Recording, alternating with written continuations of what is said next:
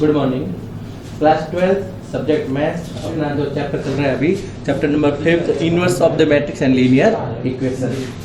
कल अपने इक्वेशन जो देखा था जिसमें -10 ऑफ i आया था पिछले प्रीवियस लेक्चर में, तो उसमें जो बुक में है, बुक में आपके जो क्वेश्चन दे रहे, बुक में मिसप्रिंटिंग है। बुक में अपना जो क्वेश्चन था, बुक में आपके दे रखा था, बुक में x² -6 of a plus 7 of i है। यहाँ पर 7 of i is equal to -10 of i, आप इक्वल टू -10 i है, वो आपको चेक करना। और जो अपने क्वेश्चन किया था वो एकदम एक्यूरेट राइट था और उसको अपन ने प्रूव भी कर लिया था। अब अपन जो है आज अपन देखेंगे सारणिकों का अनुप्रयोग, application of the determinant. Determinant जो होते हैं उनका क्या यूज है, उसकी सहायता से अपन क्या फाइंड कर सकते हैं, वो चीज अपन देखेंगे। Application of the determinant. सबसे पहले त्रिभुजों का क्षेत्रफल कैसे, यदि किसी त्रिभुज आपको दे रखा है triangle, area of the triangle, first point,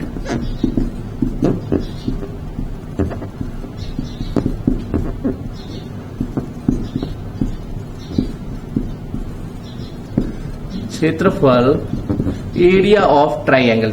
यदि मान लो ये कोई ट्राइंगल है इस तरह से, अब ट्राइंगल ये है आपका ए बी एंड सी, एक ट्राइंगल एबीसी आपको गिवन है। अब इसके जो है पॉइंट्स आपको गिवन है, ये कोऑर्डिनेट x1 y1, इसके कोऑर्डिनेट है आपके x2 y2 और थर्ड के कोऑर्डिनेट है x3 y3। यदि किसी त्रिभुज के तीन जो वर्टिसेस है, शीर्ष है, उनके कोऑर्डिनेट 2 डायमेंशन में x1 y1 x2 y2 और x3 y3 है, तो इस त्रिभुज का क्षेत्रफल अपन सारणी की सहायता से कैसे निकालेंगे? क्षेत्रफल को अपन किससे रिप्रेजेंट करेंगे?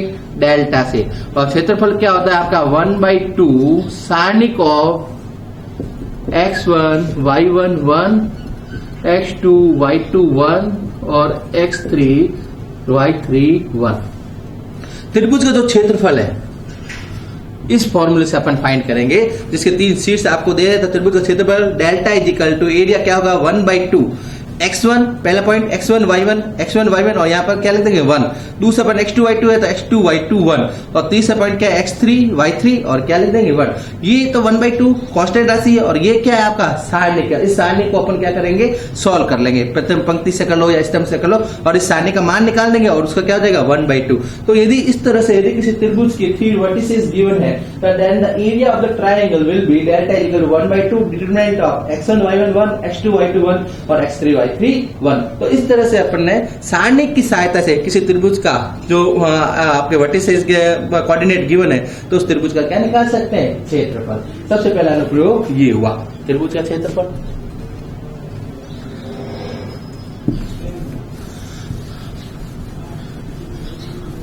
इसके बाद सेकंड पॉइंट ये आ रहा है, तीन बिंदुओं के सरेखीय होने की शर्त। तीन बिंदु है वो सरेखीय, it means 3 points are collinear, किसी ए के ऊपर ही है। सेकंड पॉइंट ले रहा हूं, यदि ए की लाइन के ऊपर 3 पॉइंट है, पहला पॉइंट, दूसरा पॉइंट और तीसरा पॉइंट, इसको मैं ए, इसके कोऑर्डिनेट ये आपके मान लो x1 y1 है, बी के कोऑर्डिनेट है x2 y2 और सी है उसके कोऑर्डिनेट क्या है x3 y3। पहली बात, कोलिनियर होता क्या है? यदि 3 पॉइंट्स आपको गिवन है और तीनों पॉइंट ए की लाइन के ऊपर है, तो उसको क्या कहेंगे? वो तीनों पॉइंट क्या होंगे? सरेखीय। सरेखीय मतलब एक ही रेखा के ऊपर होना। अब ये जैसे यहाँ पर है, एक रेखा गिवन है और रेखा के ऊपर 3 पॉइंट है, ए पॉइंट, बी पॉइंट और सी पॉइंट। अब यदि 3 बिंदु आपको, यदि आपको क्वेश्चन में 3 पॉइंट दे रखे हैं और आपको पूछे क्या ये तीनों पॉइंट सरेखीय है, दीज पॉइंट आर कोलिनियर और नॉट, ये कोलिनियर है या नहीं है? अब वो कैसे पता लगाएंगे? यदि कोई पॉइंट कोलिनियर है, यदि ए की रेखा के ऊपर है, तो अपन ये मान सकते हैं, पहली बात तो ए बी सी कोई ट्राइंगल बनेगा नहीं। ए बी और सी इन तीनों पॉइंटों को यूज करके कोई ट्राइंगल बना सकते हैं? नहीं बना सकते। या अपन ऐसे मान सकते हैं, यदि कोई ट्राइंगल है लेकिन उसका एरिया क्या होगा? 0।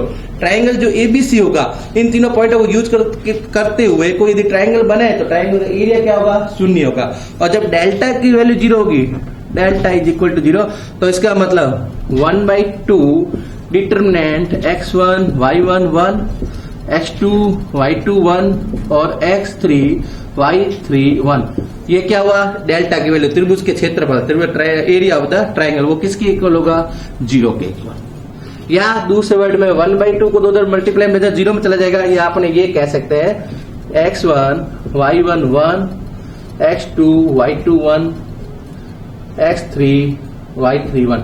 इस डिटरमिनेंट की वैल्यू किसके इक्वल होगी? 0 के।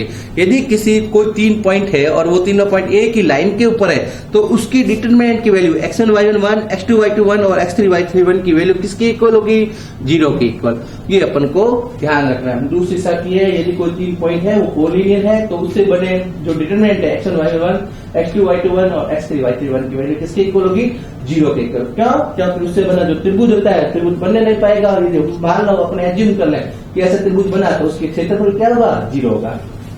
तो ये शर्त है, condition for the collinearity of the 3 points. क्या कंडीशन है? Determinant of x1 y1 1, x2 y2 1 और x3 y3 1 is equal to 0। तो ये पॉइंट आपको ध्यान में रखना है।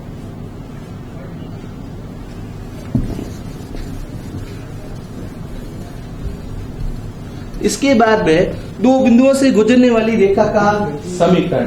तीसरा पॉइंट अपन ले रहे हैं, सेकंड पॉइंट हो गया। थर्ड पॉइंट में ले रहे हैं दो बिंदुओं से गुजरने वाली रेखा का समीकरण। Equation of the line passing through the 2 point. उस लाइन का इक्वेशन फाइंड करनी है जो किसी 2 पॉइंट गिवन 2 पॉइंट से क्या हो रही है? पास। जैसे एज्यूम करो कि ये एक लाइन है, अब ये लाइन 2 पॉइंट से गुजर रही है। किससे?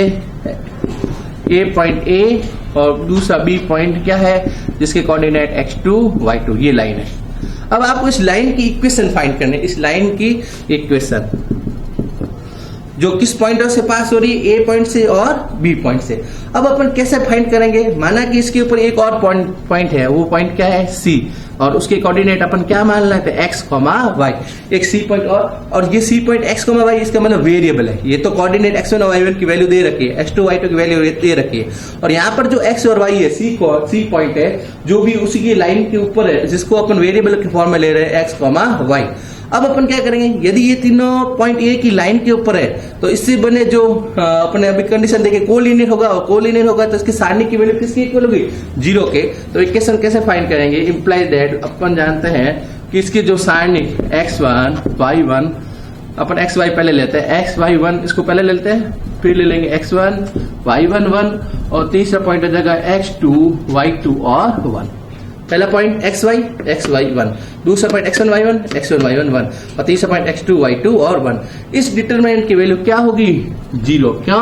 क्योंकि ये तीनों पॉइंट क्या है? ए की लाइन के ऊपर है। और इसको अपन सॉल्व करेंगे तो ये तो संख्या है, ये भी नंबर से ये भी नंबर से नंबर, जबकि x और y क्या है? वेरिएबल है। तो इसको अपन क्या x और y में क्या मिलेगा? इसको सॉल्व करने से x और y में एक इक्वेशन मिल जाएगी। वही इक्वेशन किसकी होगी? इन 2 पॉइंटर से पास होने वाली लाइन के। तो इस तरह से अपन 2 पॉइंटर से पास होने वाली लाइन की इक्वेशन फाइंड कर सकते हैं, जिसमें एक वेरिएबल x y ले लेंगे। तो पहला point x y1, determinant of x y1, दूसरा x1 y1 और तीसरा क्या होगा? x2 y2 1। और इस डिटरमिनेंट को किसके इक्वल करेंगे?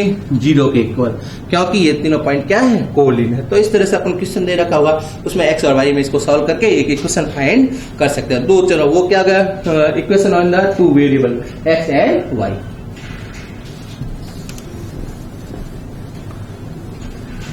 तो इस तरह से ये सारणी का अनुप्रयोग तीसरा पॉइंट में क्लियर होता है। 2 बिंदुओं से गुजरने वाली रेखा का समीकरण। पहले त्रिभुज का क्षेत्रफल, यदि तीनों पॉइंट दे रखे हैं तो 1/2 सारणी को x1 y1 1, x2 y2 1, x3 y3 1 वो किसके इक्वल? 0 के इक्वल।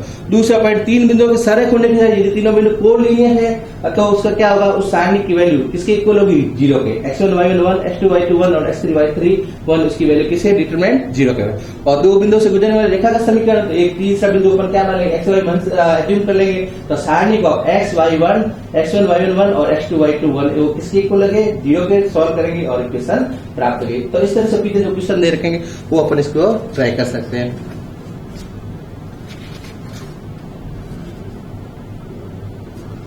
अब जो एक नोट में ध्यान रखना है, यदि किसी ट्रायंगल का अपन एरिया फाइंड करते हैं तो एरिया हमेशा क्या होगा? किसी ट्रायंगल का एरिया। अब अभी सारणी को सॉल्व करेंगे तो सारणी की वैल्यू अपन जानते हैं पॉजिटिव भी हो सकती है, नेगेटिव भी हो सकती है और 0 भी आ सकती है। यदि कभी सारणी की वैल्यू नेगेटिव आए, क्या आ रही है? नेगेटिव। यदि अपन किसी वैल्यू निकाल रहे हैं, एरिया ऑफ द ट्रायंगल निकाला, और यदि area of the triangle negative आ जाए तो अपन क्या करेंगे? अपन क्योंकि अपन जानते हैं एरिया नेगेटिव हो नहीं सकता है, इसलिए उस नेगेटिव को किसमें कन्वर्ट कर देंगे? पॉजिटिव में। यदि पॉजिटिव है तो कोई दिक्कत नहीं, लेकिन यदि नेगेटिव आए -15 स्क्वायर मीटर या स्क्वायर सेंटीमीटर आ जाए तो उसको माइनस को किसमें चेंज कर लेंगे? अपन प्लस में। क्यों? क्योंकि एरिया कभी नेगेटिव नहीं होता। इस बात को अपन को ध्यान में रखना है।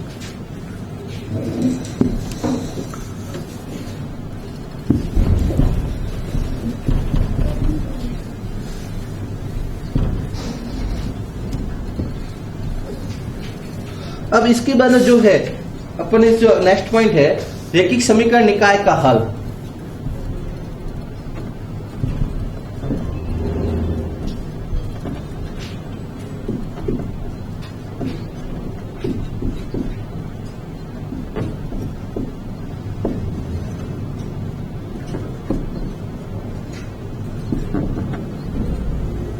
रैखिक समीकरण निकाय का हल, solution of the system of the linear equation. एक लीनियर इक्वेशन में जो सिस्टम दे रखा है आपको 2 या 3 इक्वेशन दे रखी है, 2 वेरिएबल में है तो 2 इक्वेशन होगी, 3 वेरिएबल में है तो 3 इक्वेशन होगी, और उसको कैसे सॉल्व किया जाता है वो अपन इस पॉइंट में देखेंगे। सबसे पहले यदि आपको सारणिकों का प्रयोग में सबसे पहले क्रेमर नियम से अपन देखेंगे।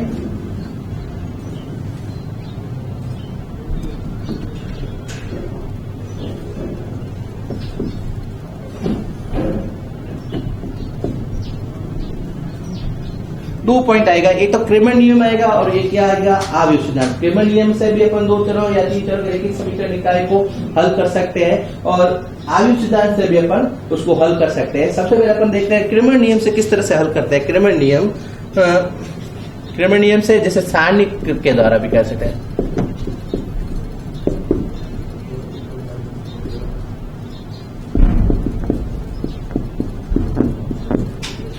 जिसे अपन क्या कहेंगे, सारणिकों के अनुप्रयोग द्वारा with the use of the determinant. Determinant का यूज करके हुए निकालना है वो निकाल सकते हैं और क्रेमर नियम की सहायता से भी इसको सॉल्व कर सकते हैं। अब सबसे पहले देखो इधर, यदि आपके पास एक सिस्टम दे रखा है, समीकरण दे रखा है, मान लो a1x b1y is equal to c1 और दूसरी इक्वेशन दे रही है a2x b2y is equal to c2। Equation number 1 और इक्वेशन नंबर 2 ध्यान से देखेंगे अपन। आपको 2 चरों की रैखिक समीकरण निकाय दे रखे। Equation of the variable in the 2 variable linear equation is given a1x plus b1y plus c1, जहाँ x एंड y क्या है, वेरिएबल है, चर है। a1 is a coefficient, b1 is a coefficient and c1 is a constant. Equation number first और equation number second, a2x plus b2y is equal to c2। a2 is the coefficient of the x and b2 is the coefficient of the y and c2 is the constant। अब इस 2 चरों के रैखिक समीकरण में class 10 में अपन ने देखा इनको काफी वे से अपन सॉल्व कर सकते हैं, लेकिन सारणिकों के द्वारा कैसे सॉल्व करेंगे वो अपन देखेंगे। सारणिकों के द्वारा यदि इसको सॉल्व करना है तो सबसे पहले अपन क्या बनेंगे, एक डेल्टा लेंगे और डेल्टा क्या होगा, सारणिकों कोफिशिएंट जो है उनको ले लो। पहला कोफिशिएंट a1 है और इसमें क्या है b1, दूसरे इक्वेशन में a2 और b2। क्या किया अपने, डेल्टा लिया। डेल्टा किसको लिया, a1 b1 सारणिक of a1 b1 ये ले लिया। सेकंड रो में क्या लिया, दूसरे इक्वेशन की a2 और b2, इसको तो अपन क्या मानेंगे, डेल्टा। इसके बाद में आएगा डेल्टा 1। डेल्टा 1 में क्या होगा, आप ये जो a1 a2 लिए, इस a1 a2 को तो रिमूव करना है और इसकी जगह क्या रखना है, c1 c2।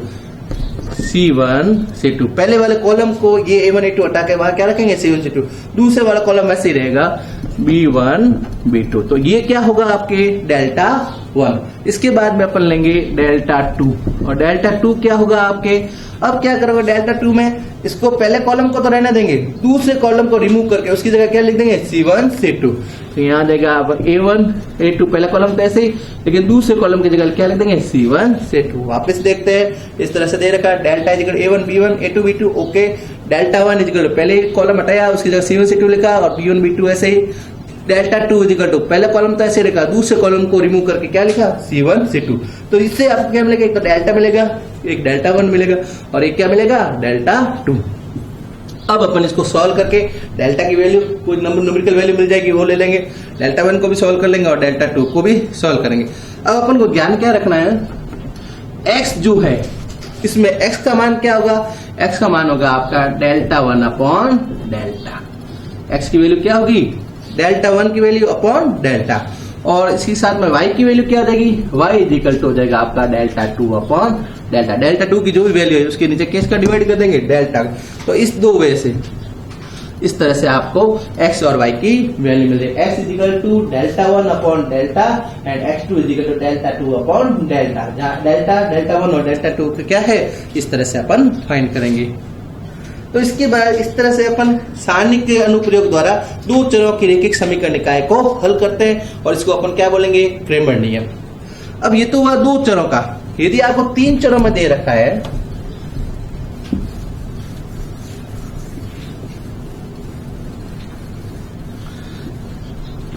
इसमें एक अपने 10th का पॉइंट है, यदि इस तरह से इक्वेशन दे रखी है 2 चरों में a1x plus b1y plus c1 is equal to equation number first and a2x plus b2y is equal to c2 equation number second.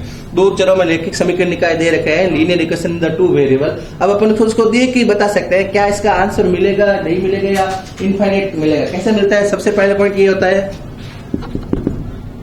यदि a1 upon a2 is not equal to b1 upon b2। a1 upon a2 की value किसके equal नहीं है?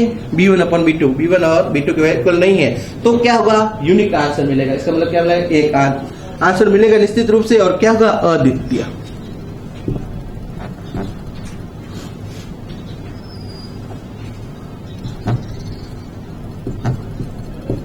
अद्वितीय या unique. इसमें जो है यदि इस तरह से है इसका relation a1 upon a2 is not equal b1 upon a2, तो यूनिक आंसर। इसका मतलब दोनों लाइन एक दूसरे को क्या करेगी? क्रॉस करेगी, और क्रॉस करेगी तो एक पॉइंट मिलेगा, इंटरसेक्ट पॉइंट, और यही अपना क्या होगा? आंसर होगा। इसका मतलब अद्वितीय या यूनिक आंसर मिलता है। सेकंड पॉइंट में यदि a1 upon a2 is equal to क्या है? b1 upon b2। a1 upon a2 का रेशियो वही है जो किसके इक्वल है? b1 अपॉन b2, बट ये not equal to c1 upon c2, लेकिन ये किसके इक्वल नहीं है? c1 upon c2। इसका मतलब दोनों लाइनें हैं वो क्या होगी? लाइनें पैरेलल है। पैरेलल लाइन है तो इसका मतलब इंटरसेक्ट करेगी नहीं, तो इसका मतलब इसका कोई भी यूनिक पॉइंट नहीं होगा। इसका मतलब कोई आंसर नहीं होगा, इसका हल संभव नहीं है।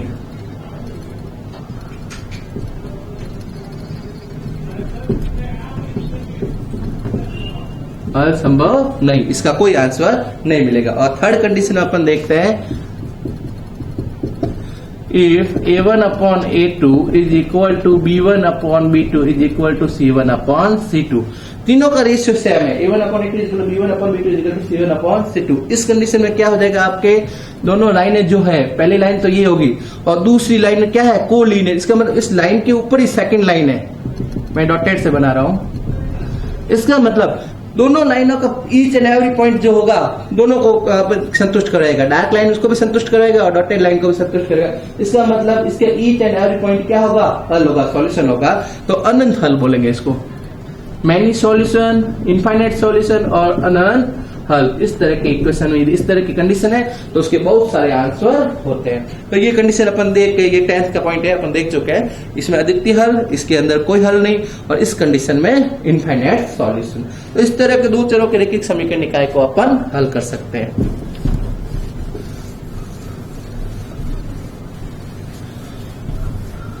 अब ये तो ही 2 चरों के रैखिक समीकरण में, यदि आपका 3 चरों का रैखिक समीकरण आ जाए, कैसे? मान लो a1x b1y c1z is equal to d1, पहली इक्वेशन।